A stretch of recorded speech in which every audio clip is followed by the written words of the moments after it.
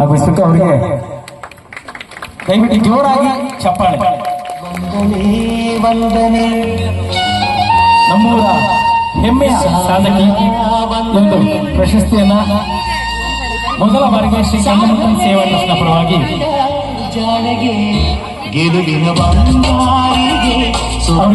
ನೀಡ್ತಾ ಇದ್ದಾರೆ. ಅದಕ್ಕಿಂತ ಮುಂಚಿತವಾಗಿ ಸಂಧ್ಯಾ ಸತೀಶ್ ಅವರು ಅವ್ರ ಬಗ್ಗೆ ಒಂದೆರಡು ನಾಣ್ಣುಡಿಗಳನ್ನ ನುಡಿಬೇಕಾಗಿ ಕೇಳ್ಕೊಳ್ತಾರೆ. ಕಂಡಮುತ್ತಲ ಸ್ವಾಮಿ ನಮಃ. ಇಂದು ನಾವು ಕೇವಲ ಒಬ್ಬ ವ್ಯಕ್ತಿಯನ್ನು ಗೌರವಿಸ್ತಾ ಇಲ್ಲ, ನಾವು ನಮ್ಮ ಮನೆಯ ಒಂದು ಮಗಳಿಗೆ, ನಮ್ಮ ಕುಟುಂಬದ ಹೆಮ್ಮೆಗೆ, ನಮ್ಮೂರ ಹೆಮ್ಮೆ, ನಮ್ಮ ಹೃದಯದ ಕಣ್ಮಣಿಗೆ ಗೌರವ ಸಲ್ಲಿಸುತ್ತಿದ್ದೇವೆ. ಹೌದು, ಈ ಸಾಧನೆ ನಮ್ಮಿಂದ ದೂರವಿರುವ ಯಾರದೂ ಅಲ್ಲ. ಇವಳು ನಮ್ಮ ಮನೆ ಹುಡುಗಿ, ನಮ್ಮೊಡನೆ ಬೆಳೆದ, ನಮ್ಮ ಕಷ್ಟಗಳನ್ನು, ನಮ್ಮ ಸಂಸ್ಕೃತಿಯನ್ನು, ನಮ್ಮ ಮಣ್ಣಿನ ಗಮನವನ್ನು ಅರಿತ ಹುಡುಗಿ. ನಮ್ಮ ಸುತ್ತ ನಮ್ಮ ನಡುವೆ ಬೆಳೆದರೂ ಆಕೆಯ ಕನಸು ಆಕಾಶಕ್ಕಿಂತ ದೊಡ್ಡದು. ಸೆಪ್ಟೆಂಬರ್ 20, 1999ರಂದು ಶ್ರೀರಾಮನಗರದಲ್ಲಿ ಜನಿಸಿದ ಸುಹಾಸಿನಿ ಗೌಡ ತಂದೆ ಬಿ ಮಂಜುನಾಥ್ ಮತ್ತು ತಾಯಿ ಶೋಭಾ ಶ್ರಮಶೀಲತೆಯ ಮೂಲಕ ಹೆಸರು ಮಾಡಿದ ದಂಪತಿ. ನಮ್ಮ ಊರಿನ ದುಡಿಮೆಯ ಸಂಕೇತ. ಇಂತಹ ಎತ್ತವರ ಮಗುವಾದ ಸುಹಾಸಿನಿಯ ಜೀವನ ಒಂದು ಉಜ್ವಲ ಪಾಠ. ಅವಳ ಬದುಕು ಸುಲಭವಾಗಿರಲಿಲ್ಲ. ಬೆಳಗ್ಗೆ 4 ಗಂಟೆಗೆ ಎದ್ದು ಹಾಲು ಮಾರ್ತಾ ಇದ್ಳು, ಶಾಲೆಗೆ ಹೋಗುತ್ತಿದ್ದಳು, ಪಾಠದಲ್ಲಿ ಪ್ರಥಮ ಸ್ಥಾನ ಪಡೆದುಕೊಳ್ಳುತ್ತಿದ್ದಳು. ಹಲವು ಪ್ರಬಂಧ ಸ್ಪರ್ಧೆ, ವಾದ ವಿವಾದ, ಕ್ರೀಡೆ ಮತ್ತು ರಾಷ್ಟ್ರೀಯ ಮಟ್ಟದ ಪರೀಕ್ಷೆಗಳಲ್ಲಿ ಜಯಗಳಿಸಿದಳು. 10ನೇ ತರಗತಿಯಲ್ಲಿ ಶಾಲಾ ಪ್ರಥಮ ಸ್ಥಾನ ಗಳಿಸಿದ ನಂತರ ಅರ್ಥದ ಕೊರತೆಯ ನಡುವೆಯೂ ಹೋರಾಟ ಬಿಡದೆ ಡಿಪ್ಲೊಮಾ ವ್ಯಾಸಂಗ ಮಾಡಿದರು. ತಾನೇ ಟ್ಯೂಷನ್ ಹೇಳಿಕೊಂಡು ತನ್ನ ವಿದ್ಯಾಭ್ಯಾಸದ ಹಣ ಸಂಪಾದಿಸಿದರು. ನಂತರ 204ನೇ ಸಿಇಟಿ ರ್ಯಾಂಕ್ 204ನೇ ರ್ಯಾಂಕ್ ಸಿಇಟಿಯಲ್ಲಿ ಪಡೆದು ಇಂಜಿನಿಯರಿಂಗ್ನಲ್ಲಿ 2ನೇ ರ್ಯಾಂಕ್ ಗಳಿಸಿದರು. ಆದರೆ ಈ ಹಾದಿಯಲ್ಲಿ ಅವಳಿಗೊಂದು ಬಲವಾದ ಬೆಂಬಲವಾಗಿದ್ದ ವ್ಯಕ್ತಿ ಇದ್ದಳು, ಅವಳ ಅಕ್ಕ. ಅಮ್ಮ ಅಪ್ಪನ ನಂತರ ಪ್ರೀತಿಯ ಅಕ್ಕನ ಪ್ರೋತ್ಸಾಹವೇ ತನ್ನ ಬದುಕಿಗೆ ದಿಕ್ಕು ತೋರಿಸಿದ್ದು ಎನ್ನುತ್ತಾಳೆ ಸುಹಾಸಿನಿ.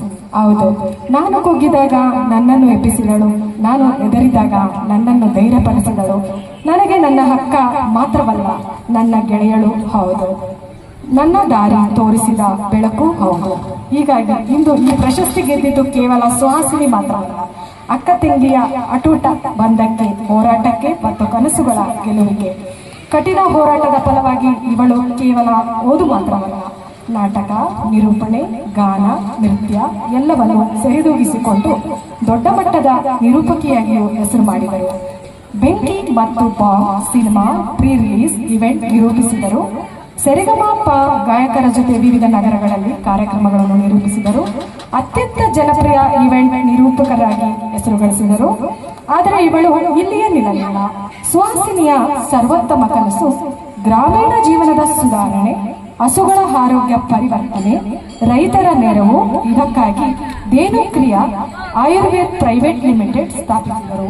ಈ ಸಂಸ್ಥೆ ಕೇವಲ ಒಂದು ವ್ಯವಹಾರವಲ್ಲ, ಇದೊಂದು ಆಯುರ್ವೇದದ ಮೌಲ್ಯಗಳನ್ನು ಹಸುಗಳ ಚಿಕಿತ್ಸೆಗೆ ತಲುಪಿಸುವ ಒಂದು ನವೀನ ಚಳುವಳಿ. ಇಂದು ಸುಹಾಸಿನಿಯ ಈ ಪರಿಶ್ರಮವನ್ನು ಅಂತಾರಾಷ್ಟ್ರೀಯ ಮಟ್ಟದಲ್ಲಿ ಗುರುತಿಸಲಾಗಿದೆ. ಅಂತಾರಾಷ್ಟ್ರೀಯ ನಾವೀನ್ಯತೆ ಪ್ರಶಸ್ತಿ ನೆದರ್ಲ್ಯಾಂಡ್, ಕರ್ನಾಟಕ ಮಹಿಳಾ ಸಾಧಕರ ಪ್ರಶಸ್ತಿ ಯುವ ಐಕಾನ್ 2024, ಭಾರತ ಅತ್ಯಂತ ದೊಡ್ಡ ಉದ್ಯಮಶೀಲತಾ ಸ್ಪರ್ಧೆಗಳಲ್ಲಿ ವಿಜೇತೆ, ಇಂಡಿಯನ್ ಇನೋವೇಷನ್ ಕಾಂಪಿಟೇಷನ್, ಕರ್ನಾಟಕ ಸರ್ಕಾರದ 11 ಈವೆಂಟ್ನಲ್ಲಿ 24/7/24ರಲ್ಲಿ ಗೌರವಿಸಲ್ಪಟ್ಟು ಮಹಿಳಾ ಗ್ರಾಮೀಣ ಉದ್ಯಮಶೀಲತೆಯ ಮುಖವಾಣಿಯಾದದ್ದು. ರಾಷ್ಟ್ರೀಯ ಮಟ್ಟದ ಹಲವಾರು ವಾದ ವಿವಾದ, ಕ್ರೀಡೆ ಮತ್ತು ಸಾಂಸ್ಕೃತಿಕ ಸ್ಪರ್ಧೆಗಳ ವಿಜೇತೆ. ನಮ್ಮ ಮನೆ ಹುಡುಗಿ, ನಮ್ಮ ಹೆಮ್ಮೆ, ನಮ್ಮ ಕಣ್ಣೆದುರು ಬೆಳೆದ ನಮ್ಮ ತಂಗಿ ಇಂದು ದೇಶದ ಹೆಮ್ಮೆ ಆಗಿದ್ದಾರೆ.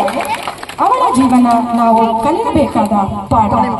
ಬಡತನ ಒಂದು ಅಡ್ಡಿಯಲ್ಲ, ಪರಿಶ್ರಮ ಮತ್ತು ಧೈರ್ಯವಿದ್ದರೆ ಕನಸುಗಳನ್ನು ಗೆಲ್ಲಬಹುದು. ಹೆಮ್ಮೆ, ಗೌರವ, ಸಂತೋಷ, ಪ್ರೇರಣೆ ಎಲ್ಲವೂ ಒಂದೇ ಹೆಸರಿನಲ್ಲಿ ಒಗ್ಗೂಡಿದೆ. ನಮ್ಮ ಮನೆ ಹುಡುಗಿ, ನಮ್ಮ ಸುಹಾಸಿನಿ ಗೌಡ. ಥ್ಯಾಂಕ್ ಯು, ಧನ್ಯವಾದಗಳು. ಈ ಒಂದು ಕನ್ನಡ ಸೇವಾ ಟ್ರಸ್ಟ್ನ ಪರವಾಗಿ ದಿವಂಗತ ಶ್ರೀಮತಿ ಪಾರ್ವತಮ್ಮ ಮತ್ತು ದಿವಂಗತ ಬಾಲಕೃಷ್ಣನ್ ಸ್ಮರಣಾರ್ಥ ಈ ಒಂದು ಪ್ರಶಸ್ತಿಯನ್ನ ನೀಡ್ತಾ ಇದ್ದೇವೆ.